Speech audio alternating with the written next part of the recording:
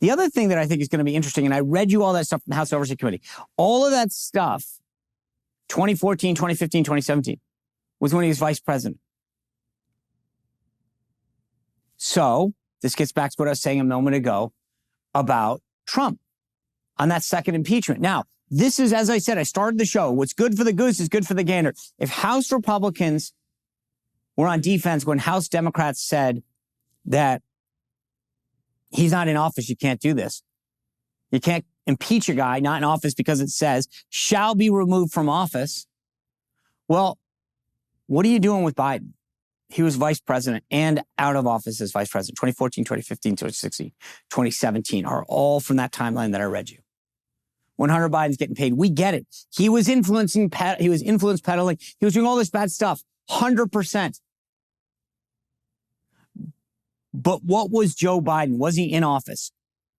And yes, he was a vice president. He's no longer in. So are we going to use their standard? We better start saying so if that's the case.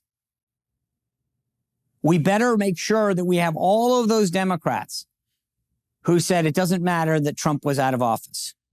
What you've got now is McCarthy telling these folks internally, and even now doing some reports, saying that he's going to start the process by the end of September. Now, here's the good thing.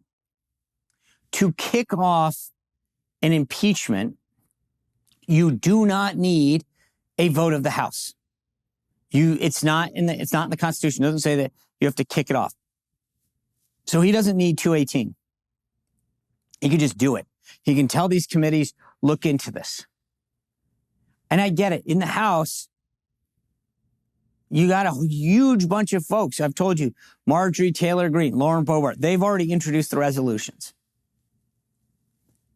But you have a very tenuous majority.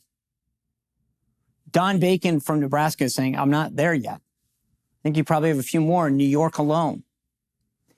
If these guys, so let's play it out. Two scenarios. You do the inquiry and you make a case. You have to either, one, admit that you have nothing from when Joe Biden was president, or you're doing this all retrospectively. And again, you can make that case. You say, well, they did it to Trump. Fine. Do that. But make it clear from the outset that you're using the same standard that you did with Trump. Because you got to sell people on this. The media is not going to be with you. So that's number one. You got to make sure that you're telling people, here's the standard that we're using. But number two, if you get a vote, two things are going to happen. Because you're not getting any Democrats. I think we're all in agreement on that. There's not a single Democrat in the House of Representatives that's voting for him. So Republicans have this 5-seat majority.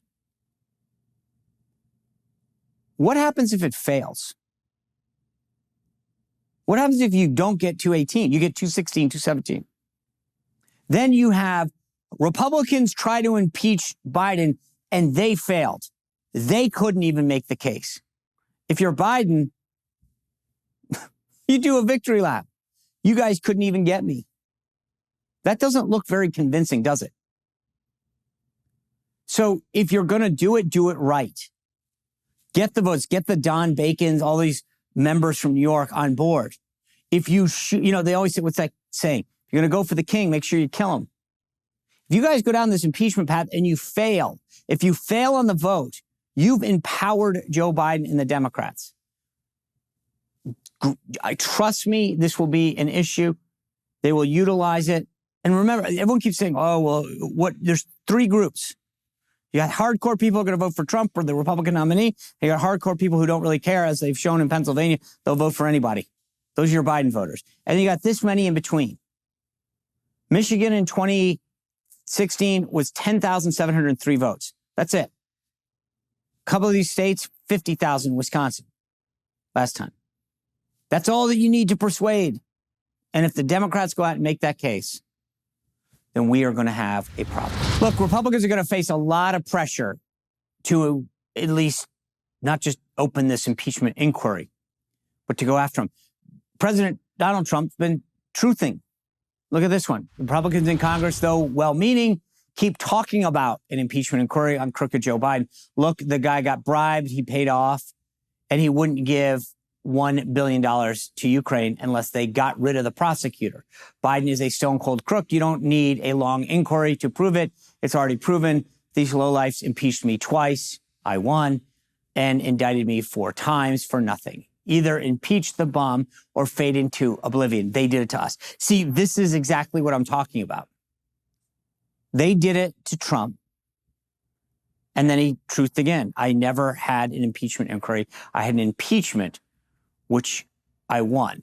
I started immediately. No meetings, no study, no delay. The lunatic fascists and Marxists played the game differently. They are out to destroy America, MAGA. Okay?